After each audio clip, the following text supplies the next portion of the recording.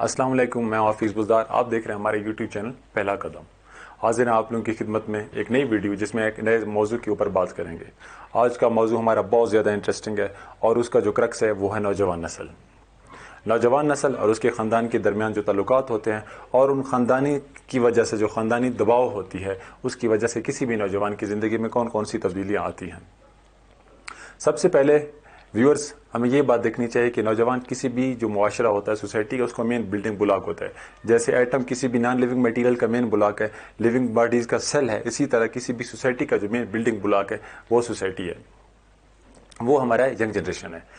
और अल्हम्दुलिल्लाह पाकिस्तान में बहुत ज़्यादा यूथ है। 64% ऑफ पॉपुलेशन जो पाकिस्तान की है वो यूथ है। एक रिकॉर्ड के मुताबिक पाकिस्तान नौजवान नस्ल रखने वाला सब 5वें नंबर का मुल्क है। मतलब पॉपुलेशन में इतनी ज़्यादा स्ट्रेंथ है हमारी यूथ की। अब इसमें 22.5 जो है वो 15 से 29 का है और उससे जो ऊपर है 30 से ऊपर है। फिर कुछ और कैलकुलेशन है। इन कैलकुलेशन के मुताबिक 183 मिलियन जो पॉपुलेशन ऑफ पाकिस्तान है वो कौन है? यूथ जनरेशन, यंग जनरेशन है हमारी। अब मसला यहाँ पे आके रुक जाता है कि हमारे इतने नौजवान होने के बावजूद हम इतने पीछे क्यों हैं।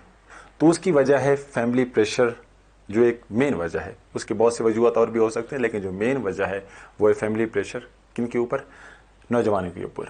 सबसे पहली बात है कि नौजवान की ज़िंदगी में जो फैमिली होती है, जो ख़ानदान होता है, वो बुनियादी अहमियत का हामिल होती है। और जो भी नौजवान जो भी अपनी लाइफ में डिसीजन ले रहा होता है उसके पीछे उसके ख़ानदान का बहुत ज़्यादा असर होता है, उसका बहुत ज़्यादा आप कह सकते हैं किरदार होता है।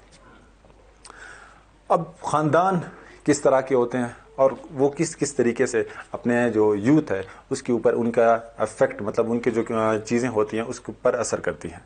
सबसे पहले हमारे पास 3 किस्म के ख़ानदान होते हैं पाकिस्तान में। इकोनॉमिकली अगर हम डिवाइड करें, एलीट क्लास है, मिडिल क्लास है, लोअर क्लास है।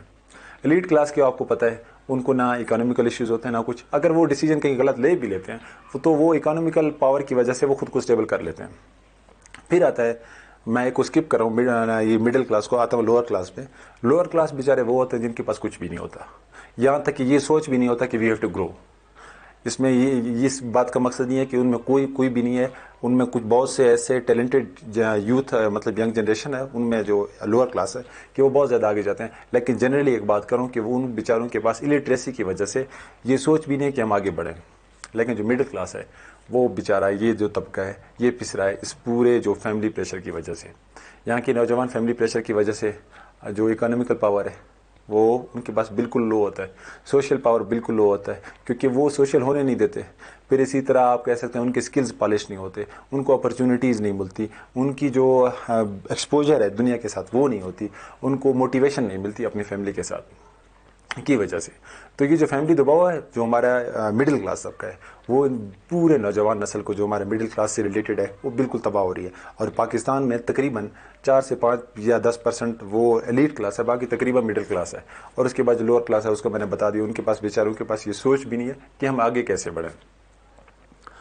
अब आगे हम जाते हैं कि बॉन्ड जो है फैमिली और यंग जनरेशन के साथ कैसा होना चाहिए और कैसा पाकिस्तान में चल रहा है, और जिस तरह होना चाहिए तो उसके लिए कौन कौन से इक़दामात हमने उठानी है जो हमारी फैमिलीज़ हैं। पाकिस्तान में 2 तरह की फैमिलीज़ हैं। एक वो जो बिल्कुल अपने सोशल नॉर्म्स ट्रेडिशन के मुताबिक चलते हैं, और ये एक हैं जो एलीट क्लास, मैंने आपको बता दिया पहले से कि वो इतने ज़्यादा ये नॉर्म्स कस्टम ट्रेडिशंस का ज़्यादा मतलब वो फ़र्क नहीं करते, उनके लिए वो कंसीडरेशन इतनी ज़्यादा उसको नहीं देते। तो जो हमारा जो मिडिल क्लास और लोअर क्लास है, इस बेचारों में ये सोशल नॉर्म्स हो गए, ट्रेडिशंस हो गए, कस्टम्स हो गए, एथिकल इश्यूज़ हो गए, इसकी वजह से बहुत ज़्यादा इश्यूज़ आ जाते हैं। स्पेशली मैं कहना चाहूँगा जो हमारी फीमेल है, जो हमारी बहनें हैं, तो आप देख सकते हैं कि आपने खुद भी एक्सपीरियंस किया होगा कि बहुत से ऐसे माशरे हैं, बहुत सी ऐसी फैमिलीज़ हैं जहाँ पे अपनी जो बेटियां उनको तालीम के लिए इसलिए नहीं भेजा जाता कि यार ये मेरी बेटी है, ये बाहर जाएगी, वहाँ पे लड़कियां हैं, को एजुकेशन को प्रमोट नहीं करते हैं। मतलब अच्छा, को एजुकेशन ना भी हो ना, बहुत सी जो सेपरेट कॉलेजेस है वहाँ पे भी नहीं जाने देते। क्यों? बोलते हैं इतने रास्ते में इतने सारे लड़के हैं, फिलाना ये या वो है। तो ये हो गया, मतलब रिलीजियस इश्यूज़ हो गए, फिर एथिकल इश्यूज़ हो गए, फिर उनके कस्टम्स होते हैं कि बेटी है तो इसको यहाँ तक पढ़ना है और बेटा है तो इसने यहाँ तक पढ़ना है, इससे आगे नहीं जाना, ये है। तो इस वजह से मतलब जो मिडिल क्लास का जो तबका है वो बहुत ज़्यादा पिसरा होता है।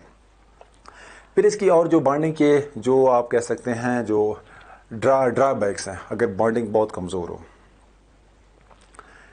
जो बच्चा होता है आपका वो इमोरल हो जाता है, सबसे बड़ी चीज़ की है कि हम ख़ानदान ये कहते हैं कि जो ख़ानदान के जो बड़े होते हैं, क्योंकि हमारे पास सिस्टम ये होता है, एक बड़ा होता है जो वालिद होता है और बाकी उसके अंडर आते हैं। तो मतलब एक अथॉरिटी, एक हायरार्की है, और कह सकते हैं पेट्रियार्कल सोसाइटी है, उसमें एक हायरार्की बनी हुई है कि ये किंग है, ये क्वीन है, और ये उसके मतलब आप कह सकते हैं उसके जो सबऑर्डिनेट है।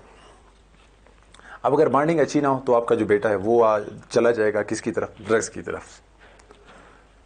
और एक रिकॉर्ड के मुताबिक जो 25% ऑफ यूथ है हमारे पाकिस्तान की, वो ड्रग एडिक्ट है। अच्छा, फिर आगे हम जाते हैं, जब ड्रग एडिक्शन की तरफ जाते हैं तो उनकी जो सोहबत होती है, उनके जो दोस्त होते हैं, उनका जो सोशल सर्कल हो जाता है, पूरा तबाह हो जाता है, और वो अपनी ज़िंदगी के बिल्कुल जो एक ट्रैक सीधा चल रहा होता है उससे हट जाते हैं। फिर आगे जाते हैं इमोरलिटी, जो मैंने पहले भी बात की है, मतलब उनके अंदर कुछ भी एटिकेट्स नहीं होते, वो आगे जाके बेचारे ये खुद को भी नहीं संवार सकते। बाकी तो छोड़ो, जो यूथ है मतलब जिस पे पूरे माशरे का बोझ है, उस बोझ को तो क्या वो अपना बोझ भी नहीं उठा सकते। और इसकी वजह क्या है कि लूज बॉन्डिंग होती है वालिदैन और जो हमारे पास यंग जनरेशन है उसके ऊपर बहुत मतलब एक दूसरे से दूर होते हैं। वो खुद को इतना रिलैक्स फील नहीं करते कि अपना जो इशू होता है वो अपने फैमिली के साथ शेयर करें। तो इसके बाद अगर आगे हम चाहें तो कि गोल्स जो हमारी होती हैं यंग जनरेशन की, ये फैमिली प्रेशर की वजह से कैसे तबाह होती है। बहुत सी यंग जनरेशन आपने देखी कि आजकल की यंग जनरेशन बहुत ही ज़्यादा मोटिवेटिव है, बहुत ही ज़्यादा आप कह सकते हैं उनके पास स्किल्स होती हैं, लेकिन बेचारे फैमिली की प्रेशर की वजह से वो अपने जो गोल्स हैं उनको अचीव नहीं कर पाते। अब मैं आपको मिसाल देता हूँ मिडिल क्लास से दोबारा, क्योंकि सबसे ज़्यादा पिसा हुआ तबका यही है।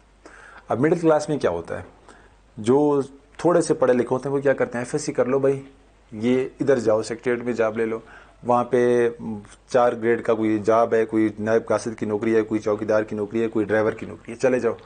तो वहाँ पे सोच ये है कि छोटी सी मतलब स्टेज पे जाके आगे मेहनत करने नहीं देते। हालांकि उस बेचारे के पास टैलेंट होता है, उस बेचारे के पास सोच होती है, उसके पास थिंकिंग्स होती है, लेकिन वो बेचारा नहीं जा पाता। उसकी वजह क्या होती है? हमारी फैमिली का दबाव। तो खुदारा मेरे फैमिली से 10 बस्ता मेरी दरख्वास्त है एक, कि अपने बच्चों को अपना दोस्त बनाएं, वरना बुरे लोग उनको जब दोस्त बनाएंगे तो उनको बुरे लोग बनाएंगे, अच्छा लोग कभी उसको मतलब ट्रेन नहीं कर सकते। उम्मीद है आप लोगों को हमारी वीडियो बहुत अच्छी लगी होगी। अगर अच्छी लगी है तो उसको लाइक करना, शेयर करना और बेल आइकन को लाजमी दबाना। अल्लाह निगहबान, अल्लाह हाफिज़, अल्लाह आप लोगों को